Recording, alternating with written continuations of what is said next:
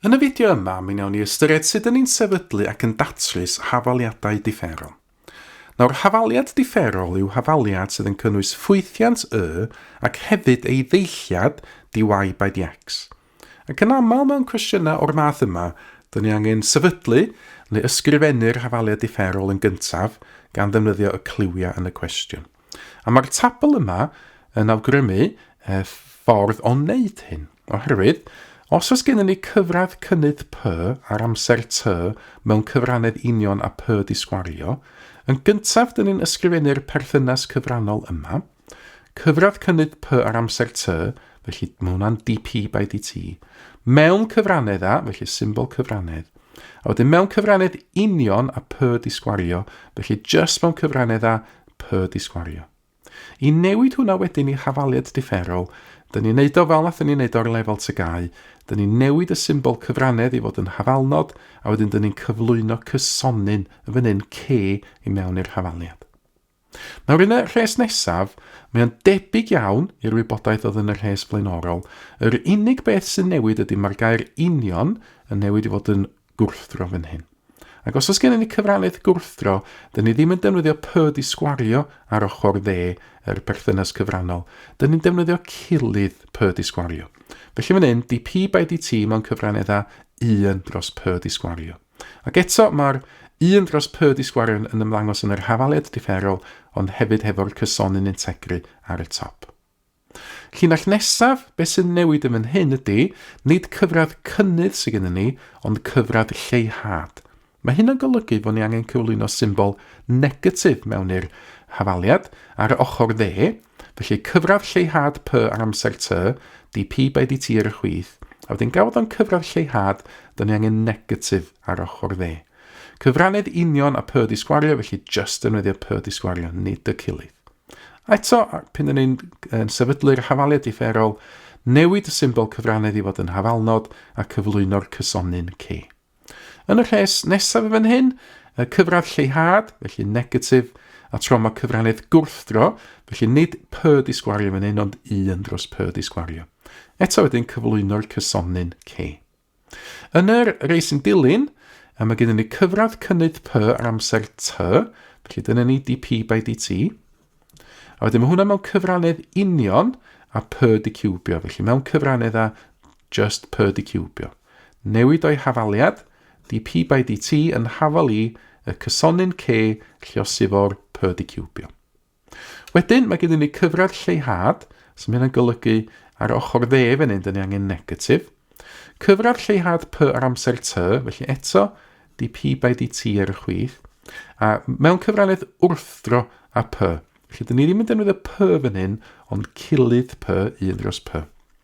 Wedyn, newid o'i hafaliad, dp/dt yn hafalu negatif, a wedyn ni gyflwyno'r cysonyn ar ben y ffracsiwn. Rhes nesaf, cyfradd cynnydd P ar amser T, dp/dt. Mae hwnna mewn cyfrannedd wrthro a P i pwr 4, felly 1 dros P i pwr 4. Hafaliad, eto, newid o'i hafaliad a cyflwyno cysonyn C ar y top.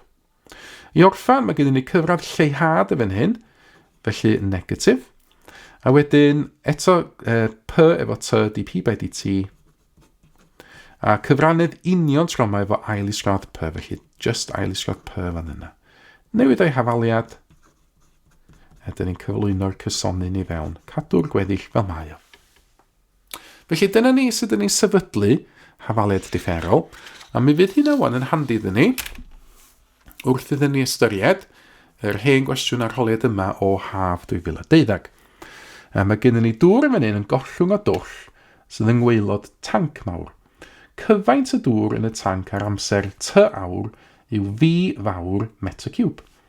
Mae cyfradd lleihad V mewn cyfrannedd union a V dicwbio. Felly am 1 marc i gychwyn, ysgrifennwch hafaliad differol y mae V yn ei fodloni. Wel, dyn ni angen defnyddio y cliw yma o'r cwestiwn fel dyn ni newydd weld yn y tabl i ysgrifennu yn gyntaf perthynas cyfrannol. Nawr, cyfradd lleihad, felly mae gennym ni y symbol cyfrannedd a wedyn rhywbeth negatif. Cofiwch fod cyfradd lleihad yn golygu bod ni angen negatif. Wedyn beth sydd gennym ni fan hyn, mae gennym ni fi fawr, hefyd mae gennym ni amser ty. Felly mae gennym ni dv by dt. Dyna ni eisiau ystyried sut mae'r cyfaint na newid mewn perthynas ag amser. A wedyn, mewn cyfrannydd y B, wel, mewn cyfrannydd union a fi di cwbio, felly just defnyddio fi di cwbio ar ochr dde fan yna. So dyma ni'r berthynas cyfrannol. Yr hafaliad differol ydy hwn. dv by dt yn hafalu, wedyn cyflwyno'r cysonu na i fewn cyn i fi gyrraedd y fi di cwbio fan yna. So dyna fo'r marc cyntaf. Ail ran y cwestiwn, am 4 marc wan, mae'n deithio ni hyn. O wybod bod y cyfaint yn 60 pan mae'r amser yn 0, dangoswch fod yr hafaliad yma yn wir, lle mae a yn gysonyn. Nawr i geisio ffeindio'r hafaliad yma, be dyn eisiau gwneud wan ydy datrys yr hafaliad differol yma. A'r techneg dyn ni ddefnyddio i datrys hafaliadau differol ydy hyn. Dyn ni'n gwahanu'r newidynau. Felly, mae gennym ni ar y chwith fan hyn, mae gennym ni dv a mae gennym ni dt. Nawr mae angen cael pob dim sydd yn defnyddio fi ar un ochr yr hafaliad, a wedyn pob dim arall ar y ochr arall. Felly, i gychwyn, be fydda'n neud ydy llosi bob ochr yr hafaliad yma hefo'r dt sydd ar y gwylod. Felly mae newid i fod yn dv yn hafalu negatif k fi di cwbio dt. Wedyn, fel dwi'n neud, dwi eisiau cael pob dim efo fi ar un ochr, neu gael hyn ar y chwith. Mae gennym fi di cwbio fan hyn ar y dde, felly y cam nesaf ddylwn ni'n neud ydy rhannu bob ochr efo fi di cwbio. Felly ar ochr chwith felly, fe hynna'n 1 dros fi di cwbio, os dwi'n rhannu efo fi di cwbio. A wedyn fe gennym fi'r dv, a dwi'n rhannu'r ochr dde efo fi di cwbio, mi fydd yn mynd, felly just negatif k dt wedyn ar y ochr dde. A dyna ni wedyn wedi gwahanu'r newidynau. Mae gennym fi pob dim sydd yn defnyddio fi ar ochr chwith fan hyn, a pob dim sydd ddim yn defnyddio fi ar ochr dde. Unwaith fi'n cyrraedd y cam yma, mi fedai wedyn integru bob ochr o'r hafaliad. Felly integru'r chwith ac integru'r dde. Na, fydda'n cweit integru'r ochr chwith fel mae o, dwi'n angen defnyddio'r rheolau dexa fan hyn i ysgrifennu'r ffracsiwn yma fel fi pŵar negatif 3, pob dim arall yn aros fel mae o. A rwan mi fedra i ddefnyddio'r rheola integru. Felly adio 1 i'r pŵer, rhannu fo'r pŵer newydd ar y chwith, ac wedyn ar y dde fan hyn, ha'n i gofio fod k yn gysonyn, sydd jyst yn rhif. Felly dwi'n integru y rhif negatif k mewn perthynas ag newidyn t. Os dwi'n gwneud hynna, fyddai'n cael negatif kt, a gafo hwn yn swm integru, dwi angen cyflwyno cysonyn integru, na ddefnyddio c fach ar gyfer hwnna. Wedyn, na i ddelio hefo'r pŵer negatif fan hyn, na i ddod ar fi pŵer negatif 2 na lawr i gwylod y ffracsiwn, oedd gen i fi negatif 2 fi di sgwario ar wylod y ffracsiwn yna. Na cofiwch beth dyn ni wedi gwneud fan hyn yn awr ydy ffeindio'r hafaliad yma. A mae gennym ni bach o wybodaeth i helpu ni. Mae'n deithio ni fod y cyfaint yn 60 reit ar y cychwyn pan mae'r amser yn 0. Y syniad ydy felly fod ni'n amnewid y wybodaeth yma wan i mewn i'r hafaliad sydd gennym ni. Felly fyddai sgwennu lawr i fan hyn, os yw yr amser yn 0, os dyn ni reit ar y cychwyn, mae'r cyfaint na yn 60.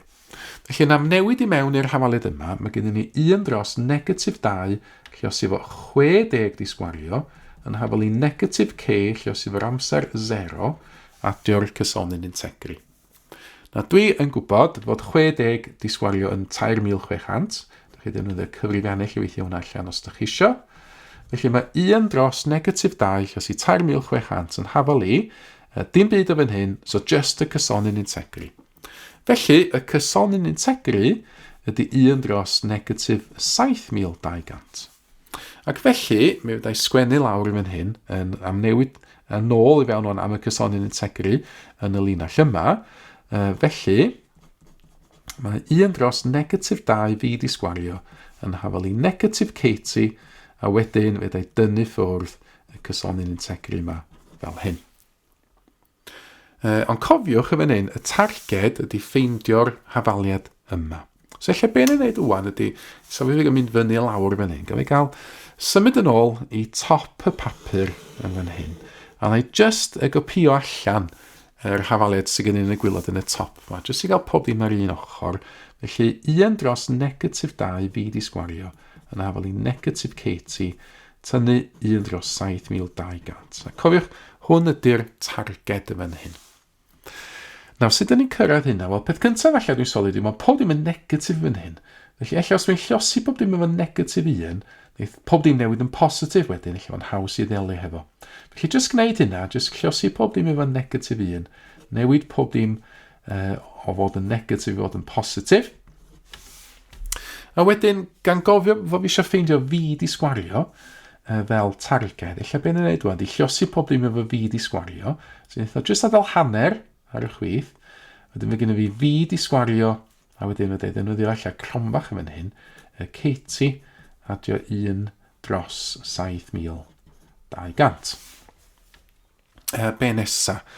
Wel, eich wedyn, na i luosi pob dim hefo 7,200.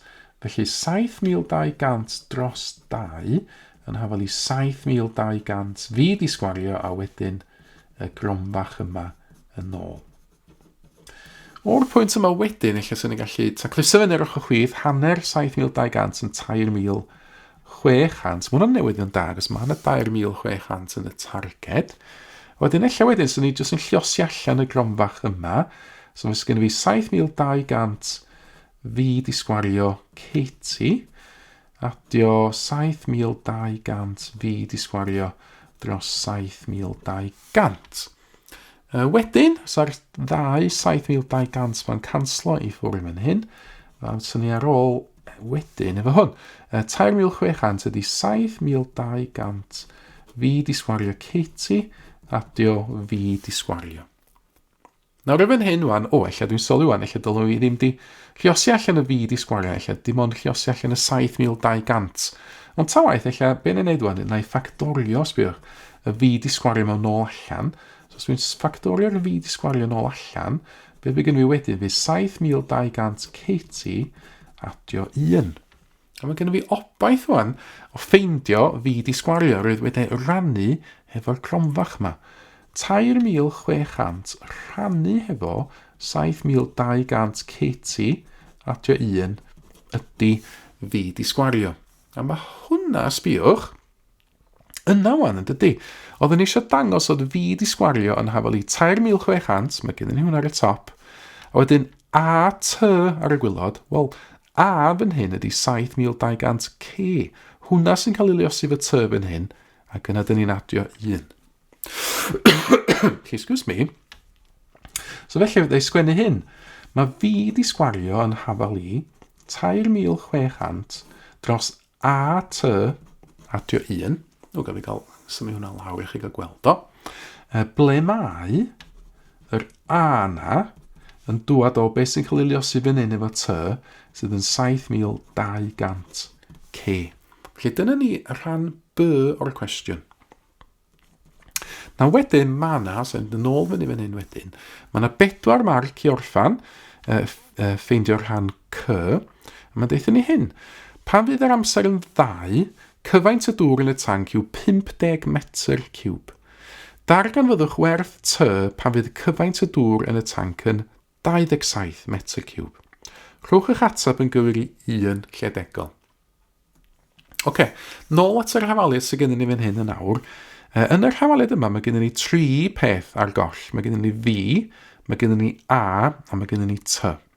Nawr, y syniad yn fan hyn yn awr ydy fod ni'n defnyddio'r wybodaeth yn y frawddeg gyntaf, pan mae'r amser yn 2, mae'r cyfaint yn 50, fe hynna'n ddigon o wybodaeth ydyn ni allu ffeindio beth yw gwerth A. Ac unwaith dwi hefo A, mi fyddai defnyddio wedyn, reid o nôl fel yn yr hafaliad gwreiddiol, a wedyn fyddai'n gallu gobeithio wedyn ateb y cwestiwn sydd yn dilyn. Felly gan i gael cychwyn efo frawddeg gyntaf yma, ta, neu sgwennu hwn lawr yn y gwylod yma fan hyn. Os yw yr amser yn 2, mae'r cyfaint yn 50.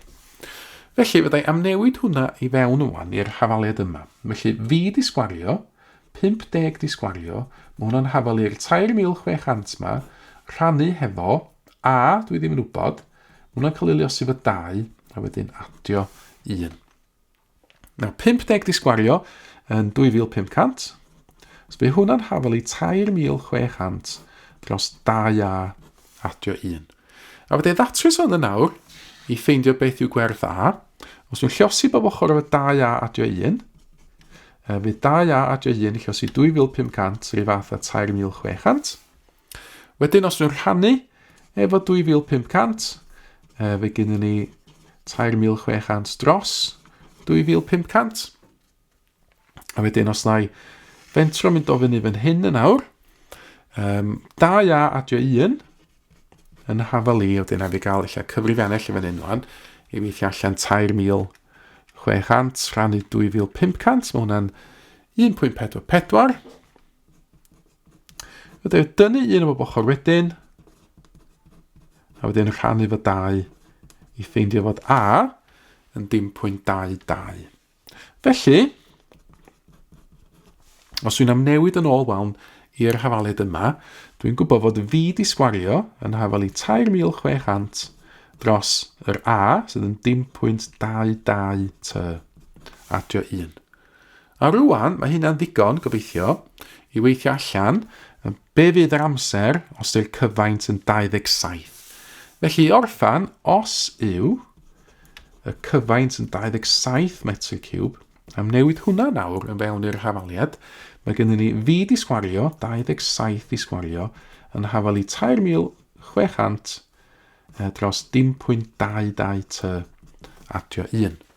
Nawr 27 di sgwario, neu weithio allan o gyfrifennell, hwnna'n 729, felly 729 yw y ffracsiwn yma fan hyn. Os dwi'n llosi bob ochr yr hafaliad yma efo 0.22 t adio 1, dwi'n cael 729, 0.22 t adio 1 yn hafalu 3600. Fydde rannu wan efo 729, so 3600 rhannu 729. Mae hwnna dod allan fel yna. Oce, so dwi'n ddim yn rhywbeth neis, ac yn cael y ffracsiwn yn fan hyn. Mae gennym ni 400 dros 81. A wedyn i datrys hwn, dwi angen tynnu un i ffwrdd. So wnaeth hwnna reid y ffracsiwn iddo fi 0.22 t fel 319 dros 81. Wedyn os dwi'n rhannu efo 0.22 ac yn gofyn eto am y ffracsiwn yn fan hyn, mae t yn union gywir yn 1450 dros 81. A wedyn, mi oedd y cwestiwn yma yn gofyn amdan yr atab i un lledegol. Felly, fel digolyn, dyma ni, t i un lledegol ydy 17.9. A wedyn, jyst gwirio be oedd yr uned o gyfer yr amser yna, oedd yr amser mewn oriau. Felly, yr atab terfynol fan hyn ydy 17.9 awr. Nawr, mi oedd hwnna'n gwestiwn hir, dwi'n siŵr ydych chi'n cytuno. Mae o werth dipyn o farcio 9 marc. Ond y techneg sydd angen dilyn ydy hyn. Sefydlu'r hafaliad differol, gan ddefnyddio'r tabl, nath ni ddangos reit ar gychwyn y fideo. Gwahanu'r newidynau wedyn, integri, i ffeindio hafaliad. Cofio cynnwys y cysonyn integri. Ac yna mi fydd yna wastad rhyw werthoedd yn cael ei reid ydych chi'n y cwestiwn, mwyn i chi gallu ffeindio beth sydd â goll yn y cwestiwn. Mae yna 2 cysonyn ydych chi angen ffeindio yn y cwestiwn yma. Y cysonyn integri, a wedyn y cysonyn cyfrannedd. Ac unwaith ydych chi'n defnyddio wybodaeth yn y cwestiwn, 2 ddarn o wybodaeth fel arfer, mae ydych chi wedyn, hefo hafaliad, dyma i ofyn hyn, sydd yn cysylltu y 2 newidyn yn y cwestiwn, yr amser a'r cyfaint, a wedyn fyddwch chi'n gallu datrys rhywbeth efallai ar y diwedd yn ymwneud efo'r hafaliad yna. Mae mwy o fideos adolygu ar gael ar ein sianel YouTube Adolygu Mathemateg. Am y newyddion diweddaraf neu holi cwestiwn, dilynwch ein cyfrif trydar @mathemateg. Neu ewch i'n gwefan www.mathemateg.com am fwy o adnoddau adolygu.